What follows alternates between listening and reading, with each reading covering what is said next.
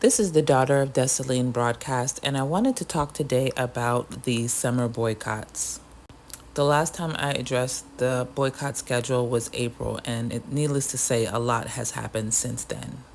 The man in the White House is in the active stages of a coup d'etat. ICE is continuing to wreak havoc. This past week, it was by trying to snatch parents and children at elementary school graduations. In return, the citizens of Los Angeles said, "I think the not," and wreak havoc right back. The president just spent $40 million on a military birthday parade, mimicking several failed dictators over the course of history, and guess what? Nobody came. Israel just started a literal war with Iran that Donald Trump allegedly instigated, so you would think that he would think that those troops might have somewhere else better to be. And with that said, if the now 1 in 6 chance of a nuclear weapon detonating in 2025 wasn't enough to make you rethink this life shit altogether, then let me tell you, your congressman is being arrested, should. Political assassinations in Minnesota, should. House Republicans voting to take away women's right to vote, repeal the Gay Marriage Act, and suspend funding from our most trusted media sources like NPR and programs on PBS, should. And last but not least, the president being in bed with Peter Thiel, the founder of PayPal, and thinly veiled neo-Nazi to develop Palantir, a satellite AI to build a profile of every American citizen, absolutely should.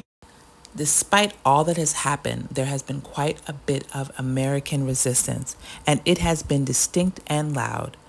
These are the resistance movements that are planning boycotts for the midsummer months. First up, we have PSLNational. This is a socialist organization who has organized Call Out Sick for July 1st, which is a nationwide demonstration to show solidarity with immigrant communities that have been targeted by the Trump administration and ICE.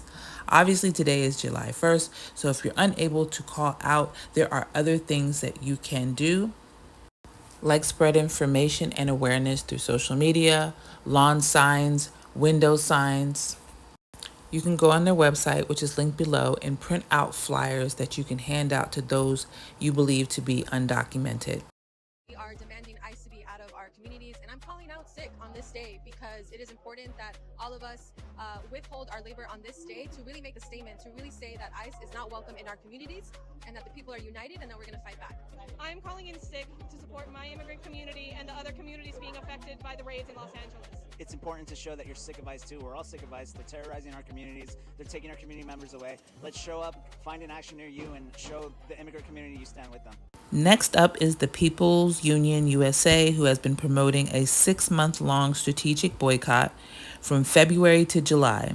They have led selective boycotts against major corporations like McDonald's, Amazon, Walmart, Nestle, General Mills, and Target. This organization is calling for an Independence Day boycott. And once again, you're targeting major corporations that are having 4th of July sales. We're targeting companies like Starbucks, Home Depot, Amazon. These companies are betting on our holiday dollars to recoup any losses they have occurred in the first quarter. So we send a strong message by not supporting them during this time.